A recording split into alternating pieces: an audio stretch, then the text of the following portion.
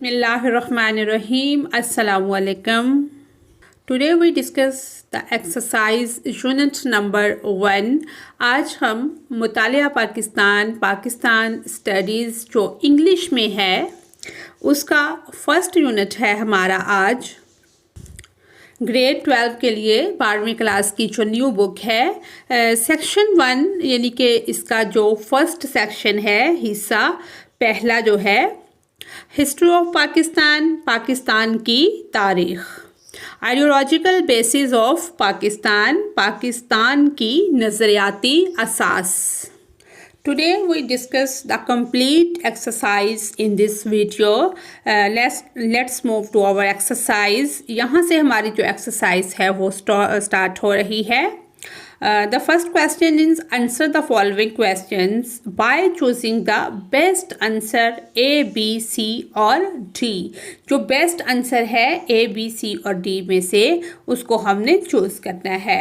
The first statement is which high school Sir Syed Ahmad Khan founded in 1875? The correct answer is C, Mohammedan Anglo-Oriental.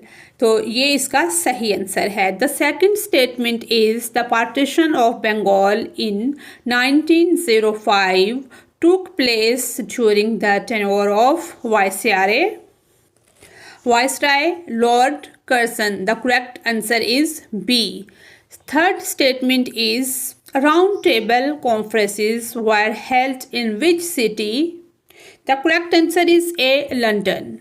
Fourth statement is the annual session of Muslim League held in 1930 was presided by Allama Muhammad Iqbal Rahmatullah Alayh. The correct answer is D. Fifth statement is the significant demand of Simla deputation in 1906 was. The correct answer is C, separate electorate. Statement number 6 is Liaquat Ali Khan was given the portfolio of which ministry in the interim government of 1946? Interim होता है अबोरी, तो correct answer is A, finance. Statement number 7, how many times does the word Pakistan use in the text of Lahore Resolution? The correct answer is D, not used. Eighth statement है the Indian Independence Act was passed by British Parliament. The correct answer is A. Statement number 9, Quaid-e-Azam remained a member of both Muslim League and Congress from 1913 to 1920. The correct answer is D. Next statement is on 16 August 1946, Muslim League observed Direct Action Day. The correct answer is B. Let's move question number 2 या second question. Answer the following questions briefly. इनके हमने मुख्तसर जवाब देने हैं। ये 7 questions हैं हमारे। The first question is what is meant by two nation theory? दो कौमी नज़रिया जो है उसका क्या मतलब है? The answer is a two nation theory, दो कौमी नज़रिया. The two nation theory was the ideological foundation for the creation of Pakistan in 1947. दो कौमी नज़रिया 1947 में पाकिस्तान की तख्लीक की नज़रियाती बुनियाद थी. It stated the Muslims and Hindus in the Indian subcontinent were two distinct nations. यानी कि इसमें ये कहा गया था कि बरे सगीर पाक व हिंद में मुसलमान और हिंदू दो अलग अलग कौमें हैं with their own religion. उनका जो मज़हब है, जिनका अपना मज़हब है, कल्चर और सकाफ़त है, ट्रेडिशन रवायात हैं एंड सोशल वैल्यूज़. और ये क्या है, जिनका अपना मज़हब है, अलग अलग मज़हब है, अलग अलग सकाफ़त है और रवायात भी अलग अलग हैं और सोशल वैल्यूज़ जो हैं, समाजी इक़दार जो हैं वो भी जुदा हैं, अलग हैं. देयरफॉर ताहम Muslims should have a separate homeland. مسلمان چاہتے ہیں کہ ان کا الگ وطن ہونا چاہیے. where they could live according to Islamic principles. جس میں وہ اپنے اسلامی اصولوں کے مطابق اپنی زندگیاں گزار سکیں یا رہ سکیں. The theory was, یہ جو تھیوری تھی، یہ نظریہ جو تھا، permanently advocated by Muhammad Ali Jinnah and the All India Muslim League. محمد علی جناح اور آل انڈیا مسلم لیگ نے اس نظریے کی نمایاں وکالت کی. اور سیکنڈ آنسر، یہ آنسر بھی ہم لکھ سکتے ہیں، سیکنڈ والا بھی فرسٹ والا بھی، کوئی بھی آپ لکھ سکتے ہیں. The two-nation theory posits that Hindus and Muslims in British India constitute two separate nations. کہ دو قومی نظریہ یہ پیش کرتا ہے کہ برطانوی ہندوستان میں ہندو اور مسلمان کیا ہیں، separate nations، دو الگ الگ ثقافتوں سے تعلق رکھتے ہیں، with distinct culture, religions and social structures. کہ جن کی ثقافتیں یا ہندو اور مسلمان الگ الگ ثقافتوں، مذاہب اور سماجی ڈھانچے کے ساتھ دو الگ الگ قومیں تشکیل دیتے ہیں. And therefore they could not coexist as a single nation state. وہ ایک دوسرے میں گھل مل نہیں سکتے. کیا ایک دوسرے کے ساتھ نہیں رہ سکتے، اس وجہ سے وہ ایک قومی ریاست کے طور پر ساتھ نہیں رہ سکتے. دس تھیوری، یہ جو نظریہ ہے، form the basis for the demand for a separate Muslim homeland which ultimately lead to a partition of India and the creation of Pakistan. اس نظریے نے ایک علیحدہ مسلم وطن کے مطالبے کی بنیاد بنائی جو آخرکار ہندوستان کی تقسیم اور پاکستان کی تخلیق پر ختم ہوا، جس کے نتیجے میں پاکستان مارز وجود میں آیا. The second question is, why did Lord Curzon partition Bengal into two provinces in 1905? Lord Curzon نے 1905 میں بنگال کو دو صوبوں میں کیوں تقسیم کیا؟ The answer is, Lord Curzon partitioned Bengal in 1905 for administrative reasons. Lord Curzon نے 1905 میں انتظامی وجوہات کی بنا پر بنگال کو تقسیم کر دیا. Claiming that the province was too large to govern effectively. اور یہ دعویٰ کیا کہ صوبہ مؤثر طریقے سے حکومت کرنے کے لیے بڑا ہے. Bengal had a population of over 80 million people. جو بنگال کی جو آبادی ہے وہ 80 ملین سے زیادہ تھی. Making administration difficult. جس کی مشکل یہ تھی کہ وہاں پہ حکومت کرنا اتنی بڑی آبادی پہ مشکل تھا، کہ جس کی وجہ سے انتظامیہ کو حکومت کرنے میں جو ایڈمنسٹریشن ہے وہ مشکل میں تھی. By dividing it into two provinces, اگر اس کو دو صوبوں میں تقسیم کر دیا جائے، ایسٹرن بنگال اینڈ آسام، اسے دو صوبوں مشرقی بنگال اور آسام موسٹلی مسلم، آسام زیادہ تر مسلمان، and western Bengal mostly Hindu, اور مغربی بنگال زیادہ تر ہندو. Curzon argued that governance would improve. ان کا یہ دعویٰ تھا یا ان کی یہ دلیل تھی کہ کرزن نے یہ دلیل دی کہ گورننس میں بہتری آئے گی. اسٹیٹ کیا ہے، ڈیوائڈ ہو جائے گی. ایک صوبے کو ہم جب دو حصوں میں بانٹ دیں گے تو اس پہ حکومت کرنا اور وہاں پہ چیزوں کو امپروو کرنا بہتر ہو جائے گا. The second answer is Lord Curzon partitioned Bengal in 1905 into two provinces, East Bengal and West Bengal. کہ لارڈ کرزن نے 1905 میں بنگال کو مکمل طور پر انتظامی بنیادوں پر دو صوبوں مشرقی بنگال اور مغربی بنگال میں تقسیم کر دیا. پیورلی آن ایڈمنسٹریٹو گراؤنڈس، یعنی کہ مکمل طور پر انتظامی بنیادوں کی وجہ سے. The province was so large, صوبہ کیا تھا، بہت بڑا تھا. اینڈ دا انفراسٹرکچر سو پور، اور وہاں پہ جو انفراسٹرکچر تھا وہ بہت ناقص تھا. And it was virtually impossible for the governor to visit the entire province during his tenure. یعنی کہ گورنر کو اپنے دور میں پورے صوبے کا دورہ کرنا عملی طور پر ممکن نہ تھا. دا مسلم were happy over the partition because they emerged as majority in East Bengal. مسلمان تقسیم پر خوش تھے کیونکہ وہ مشرقی بنگال میں اکثریت کے طور پر ابھرے تھے. بٹ لیکن the Hindus of Bengal began to protest and pressed for annulment of the partition.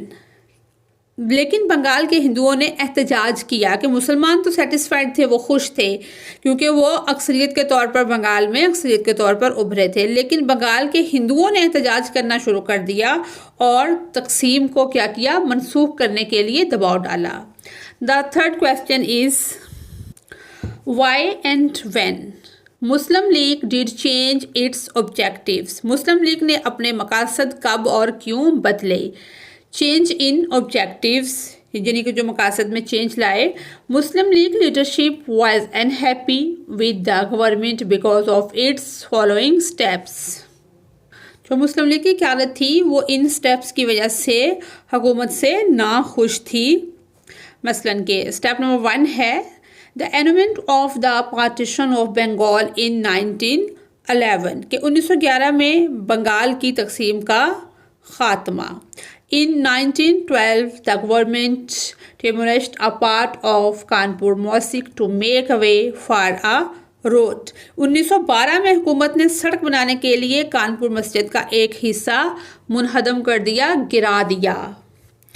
The third point is government's reluctance to grant MAO college the status of university. حکومت MAO کالج کو university کا درجہ دینے سے انکار کرتی تھی، گریزاں تھی کہ اس کو اسٹیٹس آف یونیورسٹی، کہ اس کو یونیورسٹی جو کالج ہے یونیورسٹی نہ بنایا جائے. حکومت نہیں چاہتی تھی کہ MAO کالج کو یونیورسٹی کا درجہ دیا جائے. British supported Italy in its war against the Ottoman empire. برطانیہ نے سلطنت عثمانیہ کے خلاف جنگ میں کیا کیا، اٹلی کا ساتھ دیا. آٹومن امپائر خلافت عثمانیہ. Upon the suggestion of Quaid Azam Muslim league changed it's objectives ان مارچ 1913. قائد اعظم کی تجویز پر مسلم لیگ نے اپنے مقاصد میں تبدیلی کی. Instead of unconditional cooperation with government حکومت کے ساتھ غیر مشروط تعاون کی بجائے AIML decided to work for the attainment of self-government and to cooperate with the other communities of India in this regard. یعنی کہ حکومت کے ساتھ غیر مشروط تعاون کی بجائے AIML نے خود حکومت کے حصول کے لیے کام کرنے اور اس سلسلے میں ہندوستان کی جو دیگر کمیونٹیز تھی، لوگ تھے، ان کے ساتھ تعاون کرنے کا فیصلہ کیا. The fourth question is why did Quaid Azam accepted the cabinet mission plan. Quaid Azam محمد علی جناح نے کیبنٹ مشن پلان کو کیوں قبول کیا. ریئیکشن آف مسلم لیگ یعنی کہ مسلم لیگ کا جو رد عمل ہے. قائد Azam accepted the cabinet mission plan because the plan Quaid Azam نے کیبنٹ مشن پلان کو قبول کیا. envisaged maximum provincial autonomy. envisaged ہوتا ہے تصور کیا، یعنی کہ جو قائد اعظم نے کیبنٹ مشن پلان کو قبول کیا تھا کیونکہ اس پلان میں کیا تھا، میکسیمم پروونشل اٹانومی کے زیادہ سے زیادہ صوبائی خود مختاری کا تصور کیا گیا تھا.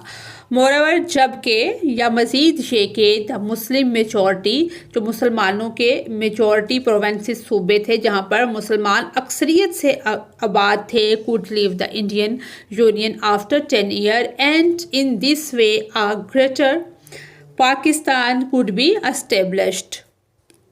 مزید یہ کہ مسلم اکثریتی صوبے 10 سال بعد انڈین یونین سے نکل سکتے تھے، اور اس طرح کیا تھا کہ ایک عظیم تر پاکستان قائم ہو سکتا ہے۔ Due to pressure of Congress کے دباؤ کی وجہ سے گورنمنٹ کو شو کرنا پڑا reluctance to implement the whole plan, کہ کانگریس کے دباؤ کی وجہ سے حکومت نے پورے منصوبے کو نافذ کرنے میں ہچکچاہٹ کا مظاہرہ کیا۔ Quaid Azam was furious over ڈیلیئنگ، Quaid Azam نے حکومتی عمل میں تاخیر کی۔ Practices of government and non cooperative attitude of the Congress, Quaid Azam حکومتی عمل میں تاخیر اور کانگریس کے عدم تعاون پر کیا تھے، ان کے ایٹیٹیوڈ پر برہم تھے۔ The fifth question is why Shimla Conference in 1945 met with failure، کہ 1945 میں شملہ کانفرنس جو ہے وہ کیوں ناکام ہوئی؟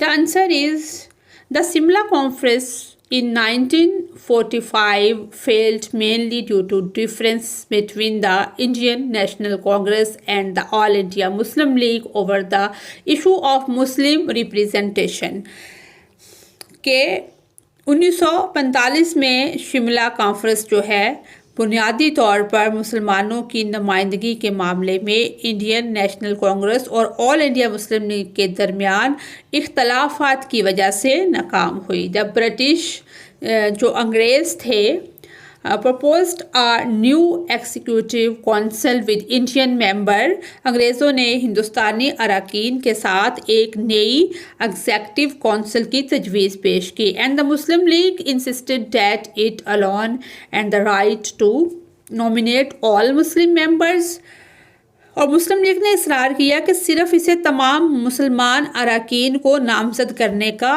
حق حاصل ہے۔ However, the Congress refused, claiming it represented all communities including Muslim۔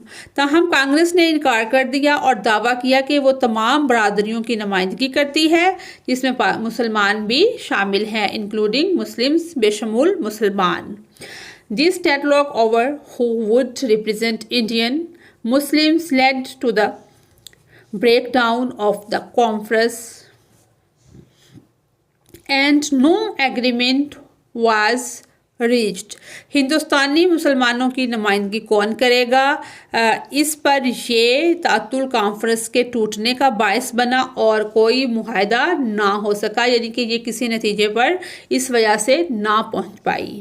The second answer is why Shimla Conference 1945 failed، کہ 1945 کی شملہ کانفرنس ناکام کیوں ہوئی؟ The Shimla Conference of 1945 failed mainly because of a disagreement between the Indian National Congress and the All India Muslim League over the representation of Muslims، کہ 1945 کی Shimla conference بنیادی طور پر مسلمانوں کی نمائندگی پر انڈین نیشنل کانگریس اور آل انڈیا مسلم لیگ کے درمیان اختلافات کی وجہ سے ناکام ہوئی۔